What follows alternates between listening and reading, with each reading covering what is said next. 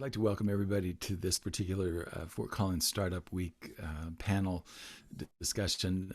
My name is Franklin Taggart. We're going to be talking today about some getting adjusted when major life events happen and how we go through the process of regathering ourselves and getting used to a new normal as we continue to try and do business. I am going to be welcoming today Jennifer Holmes and Katie Huey, and each one of us has our own story to share with you today. And I'm going to ask each of them to just introduce themselves. And Jennifer, do you mind being the first one to go today? Yeah, I can do that, Franklin. Do you mind just tell us a little bit about, first of all, tell us the business that you're in, but also tell us a little bit about the challenge that you faced personally that caused that business to be disrupted and interrupted. Yes, I'm the owner of Canine Fitness Works, Jennifer Holmes, creating stronger dogs and stronger bonds through physical fitness. In 2007, I was a pretty active 30-something-year-old. And one day, a mosquito bit me with West Nile virus, and my life totally changed. I went from being an active camping, hiking, Colorado's our beer state, hanging out with friends on patios, to a couch potato because my nervous system couldn't handle the world out there. As I went through the years, I learned tools and I had mentors to help me navigate living with a virus. And about 4 years ago, I started my business. And although my brain was functioning a little bit better, it still wasn't 100%. And when I would go to networking groups, I had to make sure that I set my timer for 15 minutes and I went in with an intention and I left when that timer went off so that I could still take steps forward with my business, but still keep my business moving forward. And when quarantine hit, I had been living with a virus for 13 years. Now the rest of the world was living with a virus. But I now was in my home, stuck in my home again, not leaving, and my body kind of freaked out. And one of my mentors said, "Your nervous system is going through some memory." I realized I was having an anxiety attack, which I didn't even know what they were until West Nile. Once I had that awareness and I told my body, "You're going to be okay, we're going to be out socializing again," then we could work through quarantine. And through quarantine, I learned rest is important. I learned mentors and tools are important. And I power hit my business. We're going to be coming back to you in a little while to talk about how you've gotten through all of the different things that you've just described. But thank you, Jennifer, for getting us started this morning, or this afternoon, I should say. Thanks, Franklin. I've lost track of time as well as my mind. So let's shift over and hear now from Katie Huey. Welcome, Katie. Yeah, thanks for having me today. I often start my story with a Baz Luhrmann quote, so forgive my eyes as they dart down, but I'm going to read it to us all here.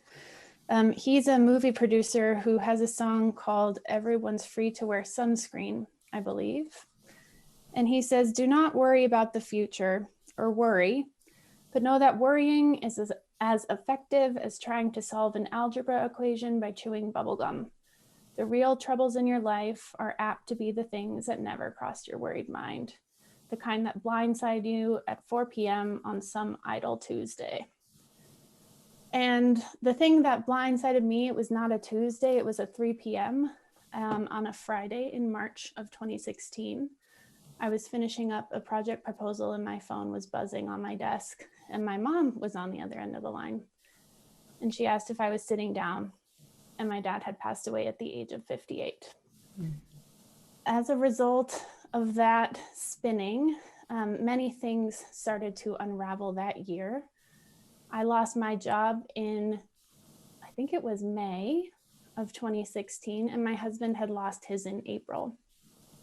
So within the series of 3 months, there were big whammies for my small family. And I have spent the last 5 years now, which is hard to believe, using my words, trying to make sense of that experience. And I'm a writer. I also am a marketer and a facilitator. I wear many hats in the community and abroad. But the common thread that I have seen in our culture is we are so ill-equipped to put words to our tough stuff. And, you know, there's lots of things we can touch on today in terms of taking steps back professionally, getting confidence again, and kind of turning inwards to do the healing work before you can go outwards into society again. The ironic thing about my experience is by year 4, I was ready to start being in the world again with confidence. I had taken a trip to Europe. I had been in my new job for 2 years and was really starting to feel like my feet were under me. And then 2020 hit. And so it was an opportunity to use those skills that I had spent the last 4 years cultivating and see if they actually hold some water. Throughout that process too, I have a blog called 52 Beautiful Things, where I share pretty vulnerable experiences in trying to look for good in a world that tells us otherwise. So that's the first lens of the story. I'm a big fan of the blog, by the way, Katie, and I recommend it to everybody. Jennifer, did you actually mention the name of your business? I don't recall that you did you? Yes, Canine Fitness Works. Oh, that's right. I'm sorry. That's okay. Again, mind is a terrible thing to waste. In any case, again, my name is Franklin Taggart, and I am now mostly affiliated with Franklin Taggart Coaching and Consulting. I'm also a small business consultant with the Larimer Small Business Development Center and the Loveland Business Development Center. My longest job, career / business has been music. And in 2003, I was a very active musician. I had a guitar student lineup of about 45 students that were coming to my house every week for lessons. And in addition to that, I was playing out usually somewhere between the number of 8 and 12 times a month. And I was very active in the community in which I lived, which was the DC area. And in 2003, my life started to take some really crazy turns. It started off with the birth and death of our first child. It was very much unexpected, and we were just totally torn apart by that. Followed 2 years later by the birth of our second child, our boy Bodie, who some of you already know, have met along the way. And we were both bowled over by the first child coming and going, and then by the arrival of a very vibrant and healthy second child. And I thought things were going great, honestly, after all of that. And in 2006, I started to have some really severe problems with tendonitis in both of my arms. And as a guitar player, this was debilitating. I was not able from that point to perform, and I was very much limited in the amount that I could teach guitar lessons. So my livelihood at that point was basically almost all taken away from me. And then in 2008, it got even worse, in that I started to have the onset of a very severe illness. And by the time that 2009 rolled around, my body was in such bad shape that all of my major organs had begun to shut down. And I was hospitalized 6 times over the next year to try to address that and correct it. It turned out to be that my physical illness was Graves' disease, which is a thyroid disorder. But it had gone so long unchecked that it had started to have really major impact on the rest of my body. So at one point, I was faced with the idea that I might not be living much longer. In 2009, I actually did receive a diagnosis of Graves' disease, and luckily for me, when they made that diagnosis, my health was able to start turning around. I did have to have a big surgery in 2010, But by 2011, my health had gotten back to the point where I was able to perform again and able to take on guitar students. However, during that whole time when my life was upside down, I had discovered, through accident mostly, that I had people starting to ask me if I would be willing to coach them as they made transitions into creative career paths. And I started doing that. And in addition to that, I had started to experiment with some different online business options and had found that I really enjoyed that as well. So in 2011, when my health recovered, we decided to make the move to Colorado. And when I got to Colorado, I split my time between music, coaching, and online business. And so that is my story in a nuthouse shell. And as you can tell, I'm feeling pretty good these days. I may not look great, but I feel great, and I'm really happy to be alive and thriving. So we'll go back to Jen now. And Jen, let's talk a little bit about what were some of the things that you had to go through, both just kind of practically and emotionally, to be able to get to the point of being able to do business. Yeah. As you talked about, like when you lose your health, you don't have anything, right? You can't get up in the morning. You wake up and you hope that you can make it to the bathroom, or you hope you can make it to the kitchen where the food is. So how are you supposed to do business when you can't even put your feet on the floor in the morning? And there's a lot of emotional, like not just the physical component of trying to get your body to move, but right, there's the emotional component where, okay, I can't get my body to move. And there's depression and anger and frustration. And those are all really hard emotions to work through, just in general in life. And then when you add business into it or work, it's just a whole nother layer. And I learned having tools was important. So prior to being sick, I loved to bike. I was a commuter biker, but what I didn't realize was biking was my meditation time. It was me and the bike and the road. And when I lost that, my brain didn't have downtime. And I had to learn to meditate, to actually sit on the couch or grass or wherever and be quiet and still, which was really hard for me as a person. And I find the same thing in business. Like we go and go and go. And one of the things I learned in quarantine was just how much rest was important and meditation time was important. Because it's that rest and meditation time that helps direct us in business or work. We're also talking about employees or managers. It's important that we listen to what's going on in here to help everything that's going on in the outside. And I'm still learning the whole meditation part, but I definitely find if I keep my routine in the morning where I journal and I meditate, I'm a lot clearer and a lot more focused going forward. Talk to us a little bit about the meditation that you do. What does that look like?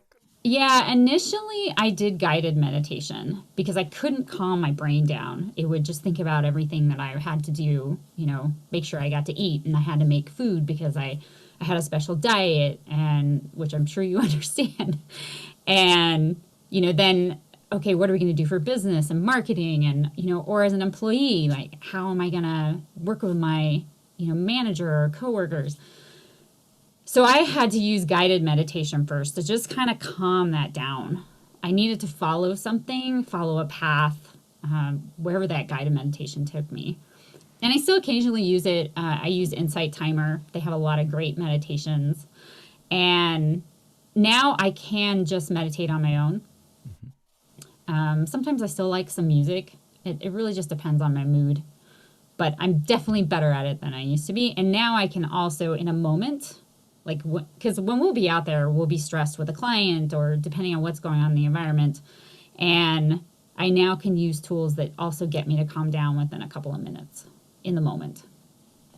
What kind of external supports did you have as you were going through the West Nile recovery period, and as you were getting back into your former profession before you started your business? What kinds of external supports did you have for emotional support and things like that? Friends were huge. Friends that really stood by me no matter what. That unconditional love, which I work with dogs now, so it was that unconditional love. And I had a friend in the first year tell me, she was like, I look at you and you look normal. And I said, oh, but to me, the world was not normal.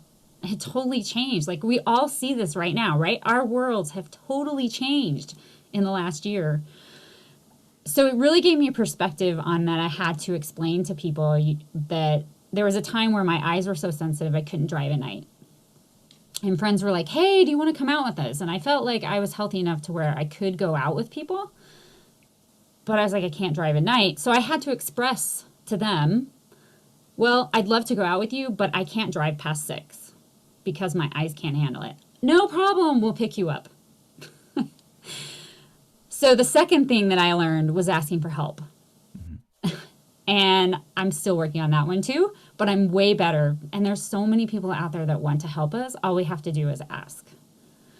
Like putting this panel together.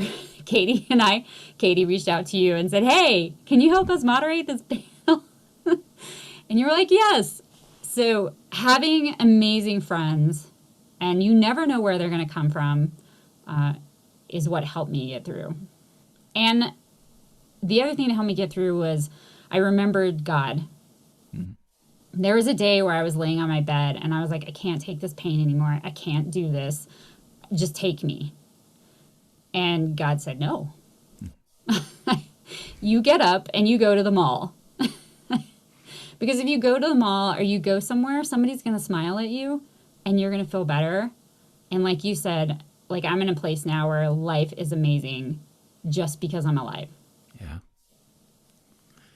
Tell me a little bit like about surprises along the way. Like maybe you were surprised by other people, or maybe you were surprised by some people who didn't behave in a way that you thought they would. Or maybe what are some surprises that you found within yourself in the midst of all of this? Yeah. So let me start with the surprise of other people. Initially, when I was sick in 2007, I worked at the Centers for Disease Control. You know, if you're going to get infected with a virus, you might as well work there, right? But a lot of the people there, because I didn't know what was going on with me for the first 8 weeks of being sick. And although I had been doing surveillance for West Nile, like it seemed pretty obvious that I had West Nile. A lot of people there were like, what's your problem? Like, what's your deal? What, you know? And I was like, I don't know what my deal is. I'm trying to figure this out.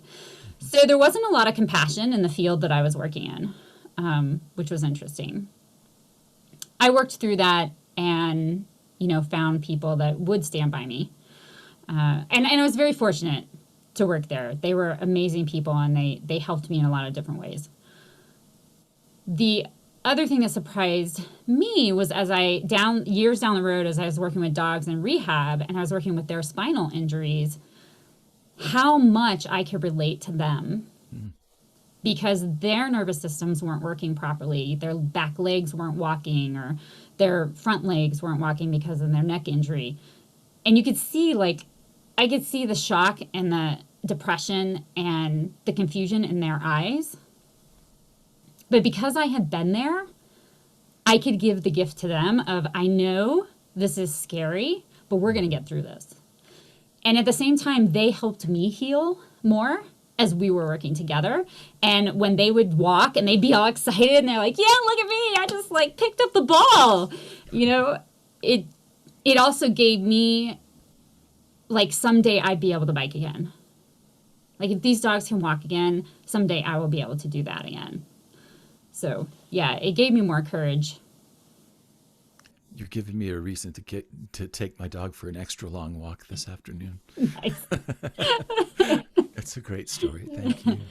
Let's go over to Katie. And Katie, let's talk a little bit about your adjustment period. And if you could talk a little bit, I know that you've written a lot about grieving, and you're actively engaged in some groups that are working on helping people to get through major loss. Can you talk a little bit about your own experience and how you faced this, first of all, unpredictable and horrible surprise, and how you found your way from that to where you are now? Yeah, it's a big question. I will start with the kind of horrible period of time that my family affectionately calls the staring at walls period. My mom actually worked with my dad. So in losing him, she also lost her job. So there was some cosmic, universal, horrible connection where in the morning we would get up and drive to my mom's house and sit in the kitchen and cry and stare at the wall. And as spring turned into summer, we would go outside and lay on the ground and stare at the sky for a long time. And when you're in that space, figuring out how to brush your teeth feels hard, much like Jen was saying, knowing how to feed yourself, these basic things that people expect from us. Washing your hair, it'd be like, high five, I showered today. Mm-hmm. So being okay with being in that space, I wish I had given myself more grace in that space. At the same time, we have very real financial obligations and the world demands things of us.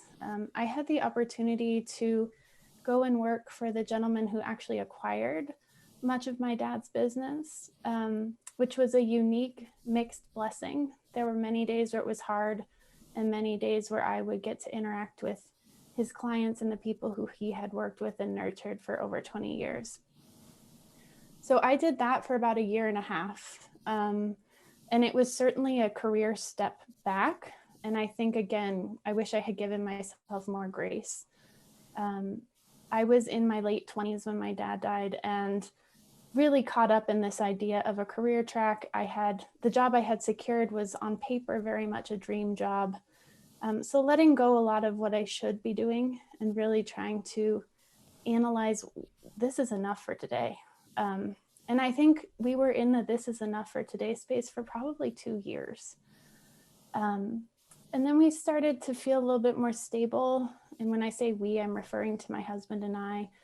I'm also very close with my mom and my brother. And so one of the crappy things about loss is even though you lost the same person, everyone's grief is so different.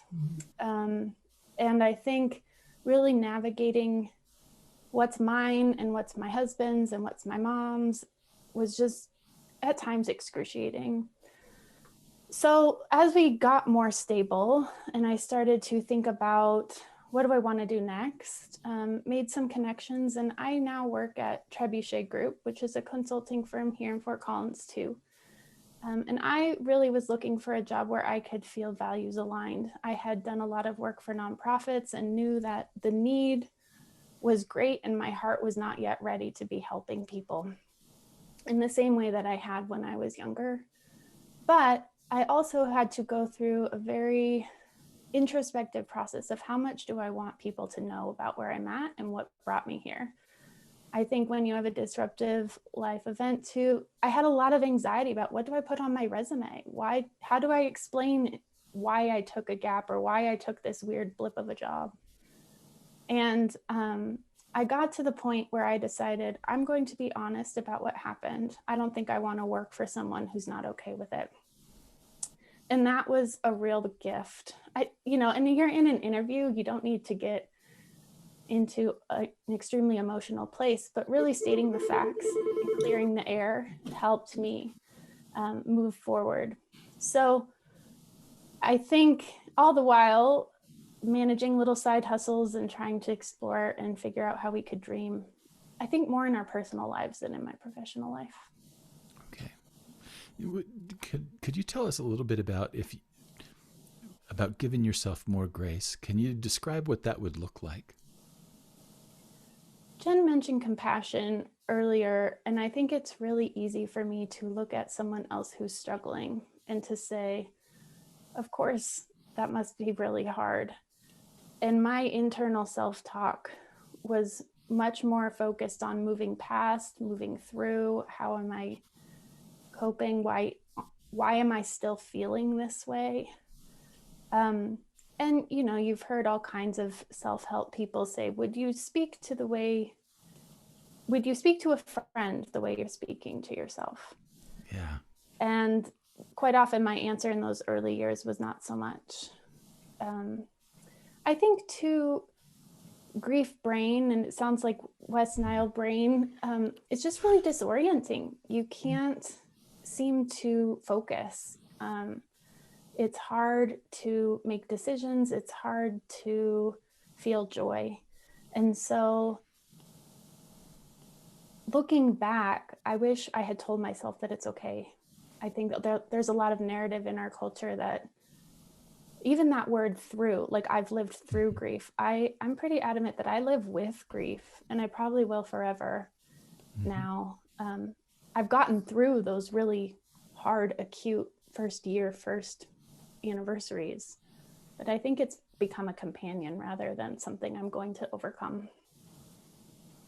Yeah, I always tell people that grieving is more, rather than getting over the loss of somebody, it's like you're learning to live with a hole.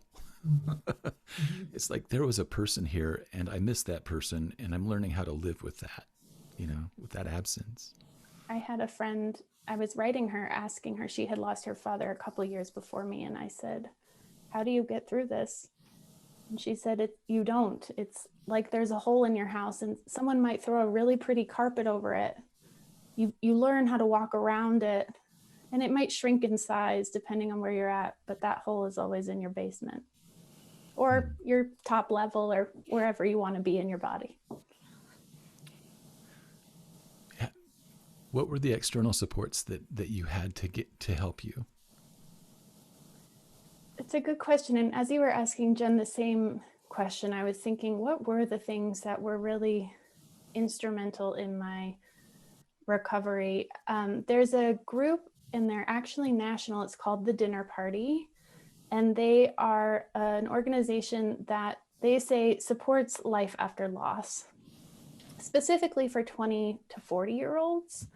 I went to many bereavement groups at local churches and at hospice, and those were helpful. But I think there's a different dynamic and a different conversation when you're facing loss at a younger age. Mm-hmm. So those were probably some of the first groups where I felt normal in my confusion. I think there are certain people that have stood with me through all of this. But again, I think grief is tricky. People show up in the first few months. We have a lot of casseroles and a lot of bean burritos and a lot of lasagna. I still don't like lasagna. But that tapers off. And so I think too, I did dabble in therapy a little bit, but the biggest support for me, and I'm not sure if this is external or internal, but really was this process of looking for good while I was still hurting. Can you talk a little bit about how that unfolded? I had started a blog in 2013, actually. It was my first year out of college, trying to figure out who I was as an adult and what my career would be, and started this grounding practice of once a week, just writing and reflecting on something good and beautiful that I encountered. And it evolved significantly after the loss of my dad. I started to see the connections and the parallels between the hurt and the hope that are in the same space. I often talk about my life now is joy in one hand and sorrow in the other. And when you put them together, it creates a beautiful thing. Mm-hmm. So some weeks it's, really trite, talking about salsa, chips and salsa, or other weeks I might talk about an extended metaphor of what it like we cut down a tree in our front yard, and it brought back a memory. The day of my dad's funeral, there was a huge snowstorm and a tree had fallen across our driveway. And so we had to, like, in fancy funeral clothes, figure out how to move a tree so we could get the car out. So drawing from past experience to current gifts. And I think there's an exchange between who I was then and who I am now, and how you carry those processes forward. I wish we had more than the time that we have, because you've just given me about 5 more questions to ask. We'll get to a little bit more of our stories here in just a second. I'd like to just talk a little bit about the experience that I had going through all of the different things that happened for me. And one of the things that happened for me was that I got very used to grieving. And it happened over and over and over and over again. And I can't honestly say that it's over now. And I've had people ask me how I got over all of the things that I went through. And I can't honestly say that I've gotten over them. I've gotten through them. And the main thing that I had to learn how to do was to receive. I've always been the kind of person who tends to take on responsibility for other people. And I've never been in a position of being, needy. And for about 8, going on 9 years there, I was in a needy position much of the time, and was at first very, very uncomfortable with the fact that I needed anything from anyone. But I was so lucky, and our family was so lucky. First of all, I'm lucky to be married to the person that I'm married to. She's an extraordinary healer in her own right, but she was surrounded by other healers, and we had them at our door from the minute things started to happen. When our daughter came home from the hospital, and we were told that she wasn't going to be able to live very much longer, we just knew that we needed help right away. And people came to our door with groceries that afternoon and didn't stop for, what turned out to be years. And so learning how to receive was a really important lesson for me. The other thing that was really important for me to go through was the understanding that I am not my job, and I am not my business, because I had a lot at stake in being identified as a musician at that point. My identity was so wrapped up in that I was afraid that if I lost music, that I would lose my reason for existence and my being. And ultimately, that was a gift in disguise as well. Because what I had to go through was the understanding of that I am a gifted person no matter what happens to my body. And the beautiful thing was that I never lost my mind until now. My mind was always, extraordinarily busy, and there were always things to learn, and there were always things to study, and there were always things to think about, and there were always really wonderful conversations that were nearby and available to me. The only thing that I didn't have was physical strength or stamina. And so the beautiful thing was that I never ran out of things to learn. And ultimately, one of the most important lessons that I had was the difference between gifts, talents, and skills. Because what I realized was that no matter what happens to me, there's still a gift that can come through me into the world. And I'm reminded of the conversations between Martha Graham and, I'm not going to remember her name now, Agnes DeMille. Where they talk to each other about a divine dissatisfaction and about a gift that is mine alone to bring into the world, and how that gift is received isn't up to me. That actually became a very real understanding to me in that time. And what I found was that the gift can be delivered through any talent, whether it's Katie's writing, or whether it's through Jennifer's fitness classes and her empathy that she can have now for animals. The gift can come through any channel. And it can be music, it can be coaching, it can be writing, it can be teaching, it can be anything. But the gift is going to come through no matter what, and I just have to trust that. That gives me a lot of freedom and a lot of flexibility in how I choose to show up in the world.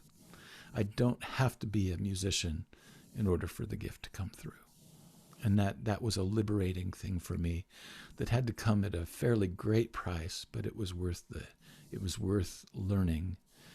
And I won't ever forget that. So those were the big things for me. Meditation and spirituality were definitely at the center of my recovery and of my mental health. And I still don't have a specific technique for meditation other than I just try to be very still and quiet and let my mind do what my mind does and not be too invested in any of it. Yoga was an important part of it for a long time, especially as I regained my physical health. Yoga was a really good way to get back in my body again.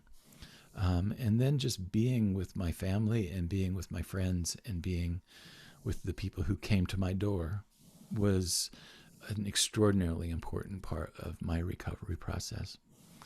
So that's a little bit more of my story. We have one more level of what we're going to be talking about, the three of us, and then we're going to open for questions for folks who are here with us. Jennifer, I'd like to ask you a little bit about how you would take what you've learned through your experience of recovering from West Nile and apply that now, especially, I mean, we've got a circumstance right now where you're taking what you've learned through that and you're having to reapply it again in terms of the upheaval that we've experienced through the COVID pandemic. Can you talk a little bit about how you are going forward in terms of dealing with disruptive and big interruptions in life? Yeah, a lot of what you and Katie have mentioned are using our gifts, right? Katie's gifts are writing. Your gifts are being you. And Katie's gifts are being her too. But within those, your love of music, So for me, I've been able to bike again. So being able to bike again and learning that there's this amazing biking community in Fort Collins and Colorado is part of the support. It's the joy. It's the fun. My hair in the wind. Time with dogs are also my rest time as well. I have so much fun when I'm working with them and doing exercises with them that is also helping them be stronger and me be stronger as well. And, I also enjoy writing. Like I said, I do my journaling time in the morning. And so writing down what my intentions are for my business or for my day, writing down what I'm grateful for in the day. Sometimes I write down at night what I'm grateful for before I go to bed.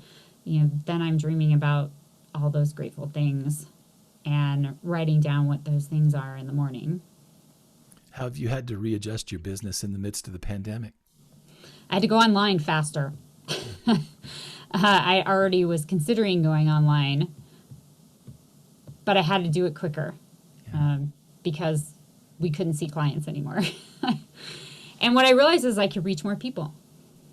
There was a client that I worked with a seeing eye dog, and I wasn't sure how that was going to work with her being blind, but it worked amazing. I feel like she possibly had more intuition with her dog, and her dog got stronger at the same time. During quarantine, I did Fido Fitness. It was 5 minutes of Fido Fitness. And I did it for people that were home with their dogs that needed a little bit of fun and exercise at the same time. So pivoting online quicker was important. Has there been any emotional adjustment that you've had to make? As Katie had said earlier, as far as basically being true to herself and true to other people, I had to do that because when I had to face that my body went through a grief again, and recognizing that and allowing people to recognize that. And one of the things too I didn't do in the beginning of West Nile was bring in my family because I didn't want them to worry. And I told myself going forward I would always keep them in the loop no matter what. And so keeping that communication open with them as far as what was happening as well. And in business, I've really shared my story more with people as to what my body is going through and what I'm going through emotionally. And people like that. People like to know, oh, who is this person that's working with my dog or working with that dog? Yeah. What is their personality behind that? And that's hard at first to like really put your heart and soul out there. And sometimes I make these mistakes, but people don't, they see through the mistakes. You know, they just want to see the real me. And so it's fun. It is fun now. It was very scary in the beginning. So you've been able to show a lot more of your human side in your business context. Yeah. Yeah. Very good. Katie, how about you? Talk a little bit about how your experience has informed, you know, these latest upheavals, first of all, and going forward. What are you more inclined to do now if you go through, or when you go through, major life changes like this? Yeah. I think there's a couple things that come to mind. The first is in this COVID world, and something you said, Franklin, stuck out to me too, is as life continued, grief kept showing up at your doorstep. And having experienced it at a young age, I have been very, very fearful for the people that I love this year. I think on a level that's perhaps much higher than those who haven't experienced loss. So welcoming anxiety as a friend rather than a foe is something that I continue to work on. I talk a lot too about, I call it my grief gremlin. He lives in my pocket right here. It's become a kind of easy way for me to share with my husband if I'm having a bad day, or friend that's just like, you know, my grief gremlin's just really gnawing today. He's really present. And naming that rather than trying to squish it down or say that it's not here is a continual practice. In regards to bigger integrations, you know, there was an event in my family this summer where some stuff happened, and I was talking with a loved one, and they said to me, this is a chance for you to practice everything that your grief has taught you. And I got furious. Just in terms of like, well, everything I've been practicing is crap. I don't want to have to rely on that. But in calming down and using some of those deep breath techniques, I think I have learned, and I have really witnessed, and actually have been having several conversations with people, that the gifts of the disruptive life events do launch you into the world in different ways. And I think so much of what people were struggling with this year was just loss on so many levels. And not to sound arrogant, but I said, okay, here's another one. How do we want to face and tackle this one? There's a line in the movie Dan in Real Life. He's talking to his daughter before she goes off to college. And the line is, plan to be surprised.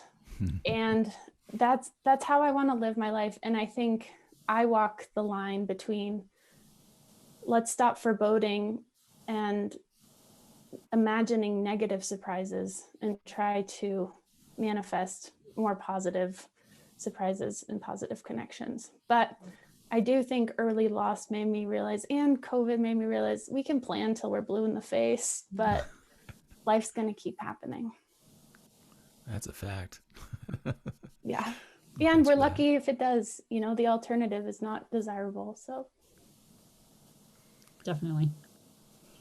For me, I think the biggest lessons that I carry forward from all of the things that I've gone through are, first of all, not to be ashamed of need, and not to hold back on asking for help.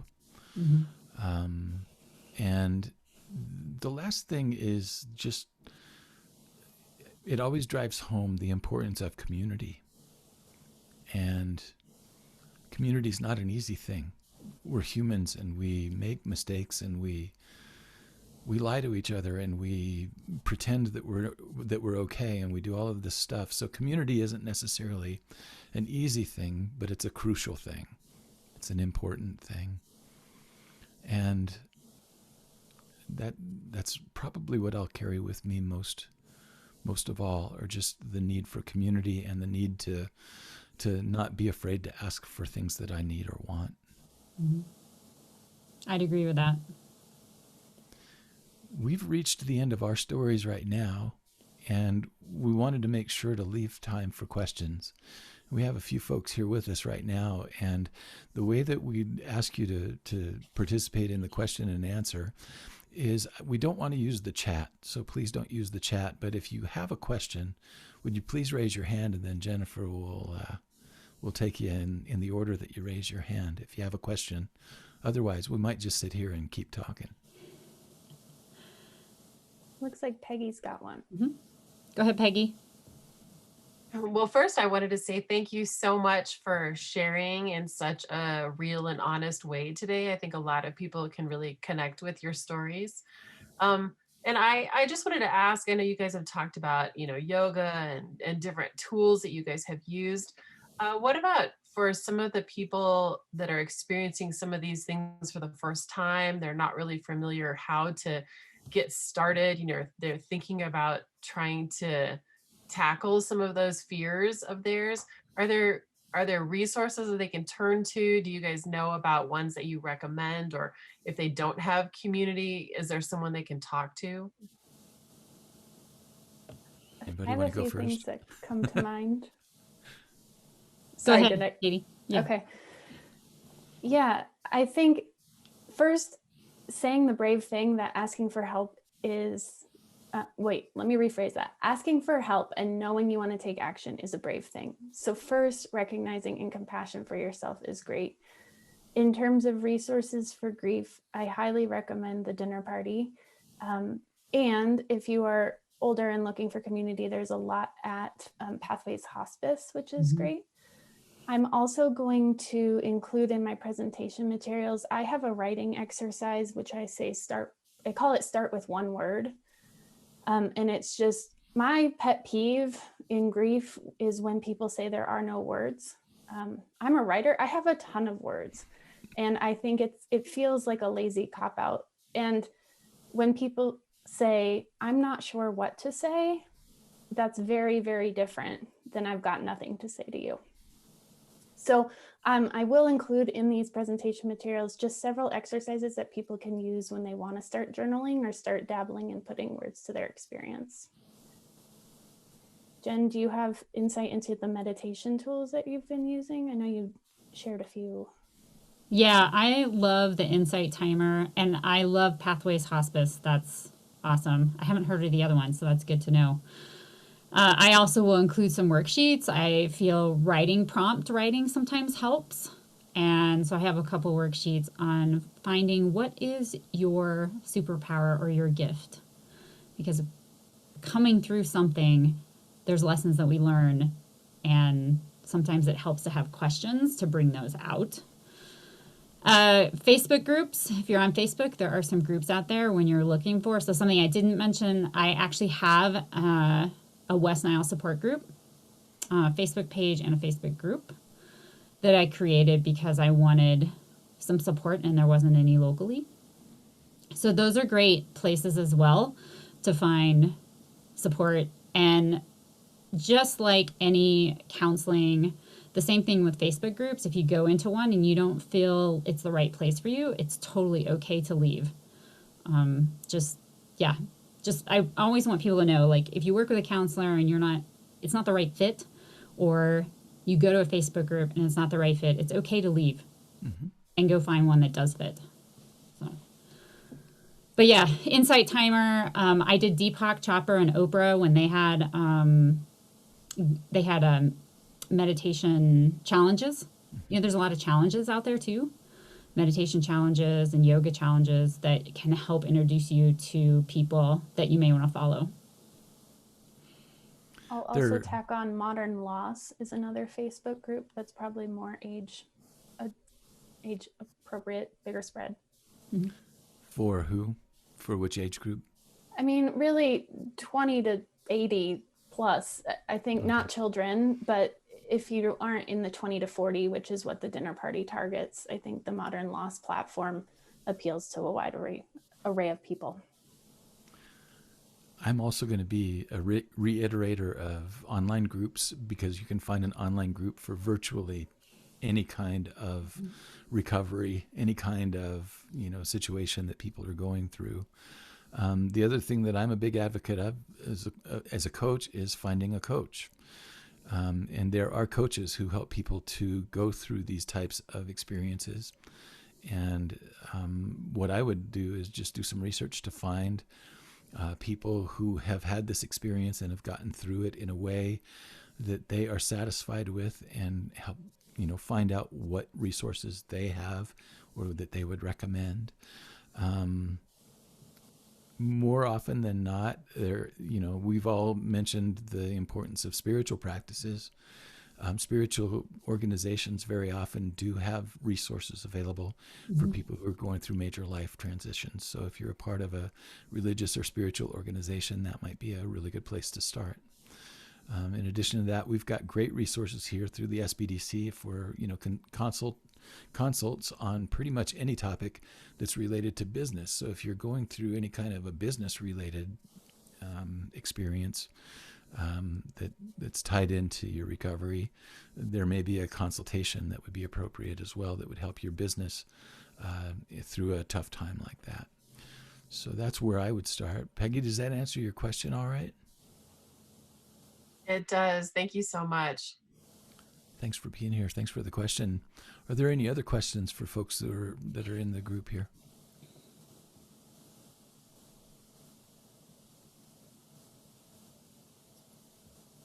Mary, go ahead. Oh, there she is. Yeah. Go ahead, Mary. Okay. Hi. Thank you.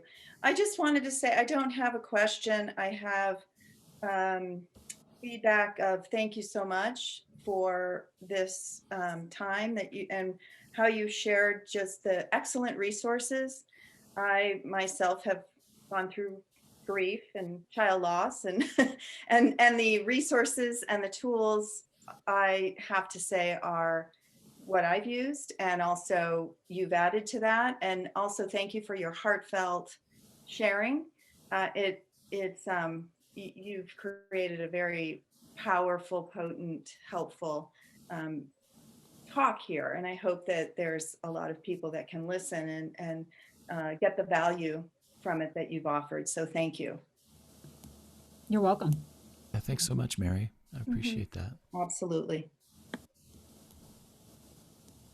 We have time for one or two more questions, if there are any. Kim? Hi, everybody.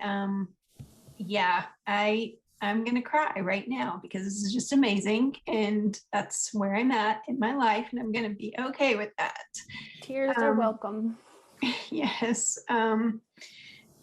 So part of everything that each one of you said resonates with me right now. So I'm very thankful for that. And I'm sorry, I'm such a hot mess right now. But the part about, I think, Franklin, what you said about I am not my job, and separating from that. How long did that take you? And then how do you create something that you've built for the last 40 plus years, and separate yourself from that? I've been trying to find other ways to do other things, even like maybe even starting a different career path, thinking that may take me down a different direction. But I've done everything from be my own boss to, I would say pretty much everything, except like a doctor or lawyer, any of those prestigious. But I'm just kind of in a place right now where I can't calm my brain down, with trying to separate myself from that. Kim, I appreciate your question very much. For me, there wasn't a start and an end to my process. It was a big fat mess. And what happened was that I, of course, was going through a lot of grief that I could no longer perform. I was angry. I was bitter angry about that for quite a long time. I would say probably a solid year, maybe longer, where I was just so upset that I wasn't able to do what I thought I was supposed to be doing here with my life. I thought that was my calling, right? And so I had to go through a lot of anger about that. Simultaneously with that, I was learning about things like online courses and print on demand and blogging and podcasting and all of these different things. So in the midst of all of that crazy anger, there were also these doors that were opening that I didn't even recognize as doors. They were just things I was learning about. So the thing that I would say is that there's probably a process going on for you where there are interests that you're developing that are outside of what you've been doing. And those interests can easily lead to new opportunities for you. So what I would say is give yourself, and I'm going to use Katie's term, give yourself a lot of grace. Because honestly, what's happening right now is that you're moving through into a new realm of opportunity that you have no idea what's in store for you. And more important than anything else is to stay open, keep the faith, let your emotions take care of themselves, because there are going to be emotions attached to this. And reach out for any support that you can find that you think is going to be helpful. And that's about the best any of us can do in a time like that. I'd be more than happy to talk with you individually if you find that would be helpful. And I will add, celebrate washing your hair and brushing your teeth and feeding yourself. Yeah, and I will add. Stop going to the dentist. Listen to your body. It knows what you want and what you need. And that was one of the things I learned going through West Nile and working through a lot of demons that I hadn't worked through, is listen to our body knows what we need. We just have to listen to those messages. And sometimes those messages come out in a lot of crying, and that's okay. I had many moments of those, and now I just let my body cry. Like a couple weeks ago, as I've been going through body challenges again, I just was watching a movie and started bawling. And I was like, okay, I'm just going to let me bawl. It's okay. And I think our society doesn't allow it, but hopefully through this quarantine, we're allowing more of it.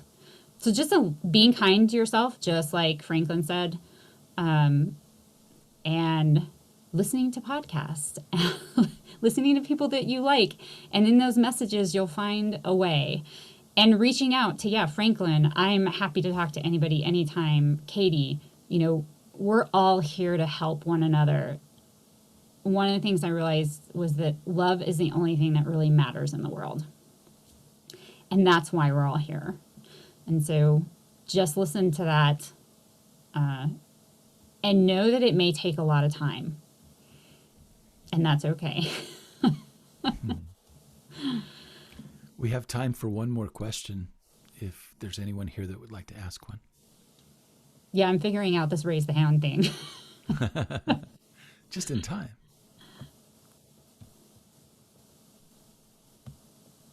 I can't find the hand thing. Can I jump in? Yes, go ahead, Rachel. Hey, Jen. Well, my question to you guys is, well, it's not so much more a question, but it's like, we all know that there is failure in the process of succeeding. So how do you guys, handle failure? Yeah. Okay. I'll take that. I've had a lot of failure in life. I went to vet school and didn't finish vet school. And to what Kim was talking about earlier, going through quarantine really made me look at, because I was struggling with leaving the vet profession behind me as now being a dog trainer and a dog fitness trainer. And I learned, like Franklin and Katie have already said, that this is me and this is my journey. And I just tell people the way it is. And they are okay with that. So I think there's a lot of introspection and using various writing tools to get me through the failure. I agree with Franklin, like it's still with me every day, any failure I've had or any grief I've had. And it just helps make me stronger and helps in the decisions that I make each day. My feedback about failure is that failure is a construct. And what I know about mental constructs is that you can't carry them in a wheelbarrow, so they don't matter very much. Mm. So what I would say is that instead of using the word failure, I would say, what have I learned here? Mm. The other thing is that as I look back on a 40-plus year music career, there were a lot of times in that career when I was on stage and things were great. So one of the things that I can focus on are the times when they were great. Now, I never did reach the level of success that I really wanted when I first started out. However, I was able to have a career for a really long time and enjoy it and have a lot of really great memories out of it. So about 2 or 3 years ago, I was really burned out on music, and I decided, you know what? It's okay for me to retire. So I've been gradually doing that ever since. The thing that's really interesting to me about all of it is that no matter where you are, whatever you've done, if you've started a business and the business is no longer here, that's not a failure as much as it was a lesson. Everything that you've gained from that is something that you will carry forward with you as a lesson, something that you've learned from.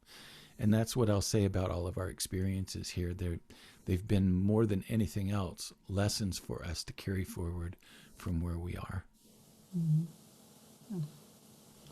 And I will add, I'm perhaps a little newer to the game, but I'd rather go down swinging. I think one thing that I constantly think about is my dad was so young. Life, while sounds cliche, is short. And I think one of the hardest things for me about this COVID space is like, okay, I'm ready. I want to be out in the world. This Zoom interaction isn't enough, right? But much like you were saying before, what lessons are unfolding here and how can I give it what I got? I also tend to approach things kind of from a fish food model. You know, when you put a little fish food in and you see who bites, if one person bites or one person comments or one person gets something from your work, you know, it's okay to pour a little bit more food in the bowl. So that's what I'm trying to lean into right now. Thank you all for your questions. This has been a really powerful panel for me, and I thank you for inviting me to participate, Katie and Jennifer. Why don't I'd like to invite Jennifer and Katie to let people know where they can find more information about what they're up to. Jennifer, you want to start? Sure. I think Katie made a slide. Oh, good. Yes, let me share this. I'm feeling some Zoom panic. Okay, I think that's good. You got it. It works for me. So our information there is up on the screen. We did mention, there will be some handouts attached to today's session that you can use and look through. I think, Franklin, I apologize, I did not put you on here. Not a worry. But we are available for conversations, workshops, even small aha moments. And I know I'd love to connect on social media or via Zoom, and someday over coffee when we can be together again. Can't wait. I'm Jennifer Holmes, JenniferHolmes, with K9 Fitness Works. So that's K number 9 Fitness, FITNESS. and then works, WORKS. So you can Google K9fitnessworks.com. And you can find me on Instagram and on Facebook with the same name. And I'm Katie Huey. My website is katiehuey.com. I'm on Instagram at 52 Beautiful Things, 52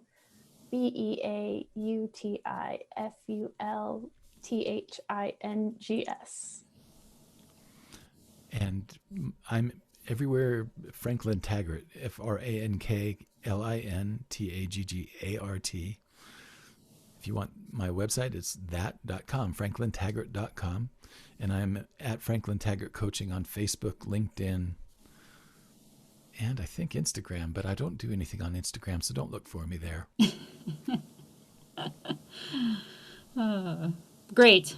Yeah. So now all our non-seeing people can also get the information, which is important. Yeah, Yes, definitely. thank you for bringing that up. And we'd love to have everybody, see, do you want to unshare your screen? Yes. Just have everybody, Go ahead. if you want to unmute your video and be seen, and sorry I interrupted you, Franklin. Oh, no worries. I'm putting my my email address in the chat. Oops. We are so grateful that It went just to Kim. So everyone I want to was do here. something. Okay, so I learned this fun Zoom trick. If you put your hands to the edge of your screen, it's like we're all holding hands. I love that. Oh, Kind of thank fun. you. So, and you can do it top bottom too. That's kind of fun. Okay. Hey, there's Monique. Good to see Monique here. Hey, Franklin. That's great. Thanks for spending your time with us today. We really appreciate it. Thank you. Thank you. Enjoy the rest of your day.